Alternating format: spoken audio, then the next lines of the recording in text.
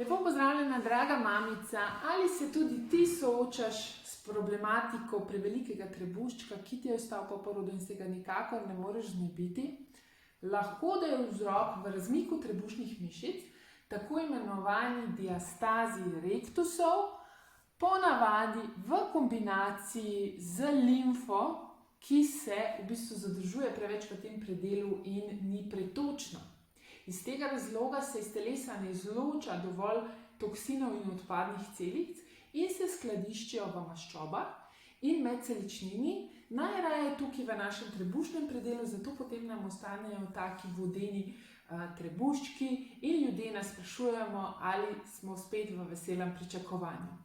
Torej, najprej poskušamo ugotoviti, ali imamo tako imenovani razmik trebušnih mišic oziroma diastazo rectusov, in se lahko postavimo takole na kolena, kot sem se jaz zdaj postavila, in postavimo roke v bok, ter se s celim telesom ravno nagnemo nazaj, tako da se premikamo v kolenih. In pogledamo dol. Če se nam ob tem naredi tak grebenček, oziroma če nam gre pri tem trebuh gor takole v špico, to pomeni, da imamo ta tako imenovani razmik oziroma diastazo rectusov, kar pomeni, da prvo kot prvo se nam je raztegnilo in stanjšalo to vezivno tkivo, tukaj med levo in desno stranjo trebušnih mišic.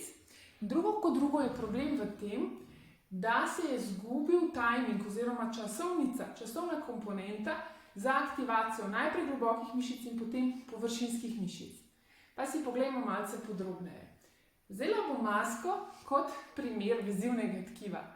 Če si predstavljate, imamo vezivno tkivo tukaj vmes, seveda je tanjše, širine centimeter 2 do 3, ampak problem je v tem, ker se nam v nosečnosti ali zaradi preveč napornih treningov zgodi to, da se linija alba stanjša, to vezivno tkivo, in takole naguba. In potem, ko se nagnemo nazaj, pritisk porine organe ven in zato nastane grebenček, v določenih primerih tudi jamica.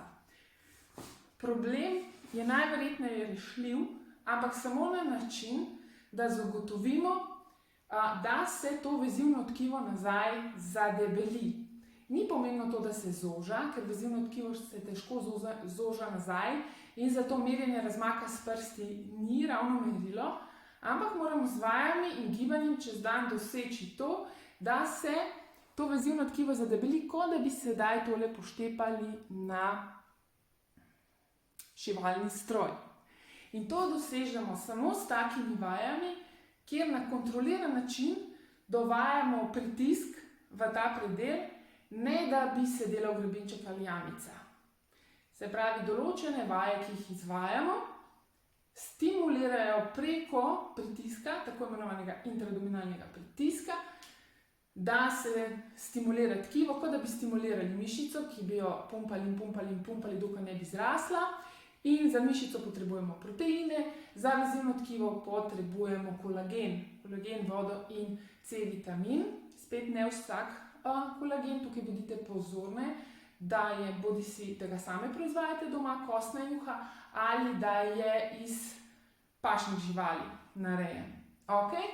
Na drugem mestu je pomemben timing mišic, časovnica. Najprej se morajo aktivirati globoke mišice in potem površinske. Se pravi, predstavljajte si, da jaz zdaj hočem nekaj dvigniti.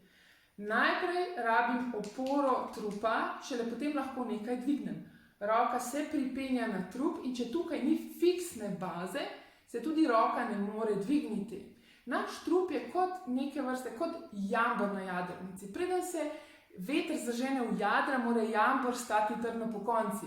Jambor je fiksna baza za jadra. Trup je fiksna baza za naše roke, noge, glavo. Se pravi, telo moramo zopet naučiti, da najprej aktiviramo globoke mišice trupa in šele potem površinske. V našem programu Poporodni preporod, ki ga dobite znižanega tudi v DM-ovi knjižici, se nahaja takšne vaje oziroma ena specifična je točno ta vaja, ki vsebuje vse to na enem mestu. Vam pa sedaj zaupam en trik, ki vam bo pomagal preprečevati, da se vam diastaza poslabša ali celo pomagal, da se malce popravi, samo skozi bolj ustrezno gibanje skozi dan, se pravi takrat, ko ne telovadimo, saj za naše možgane in telo je v bistvu vseeno, ali mi telovadimo ali skrbimo za otroka, vse je gibanje. Torej, da vsakič, ko dvignete otroka, naredite predčasno ali vsakič, ko dvignete nekaj iz tal, ko sebe dvignete iz tal, iz stole, iz postelje, naredite Na ta način boste aktivirali ustrezne mišice in sprostili odvečni kompenzatorni pritisk. Upam, da vam je ta nasvet koristil in se vidimo v kakšnem naslednjem prispevku.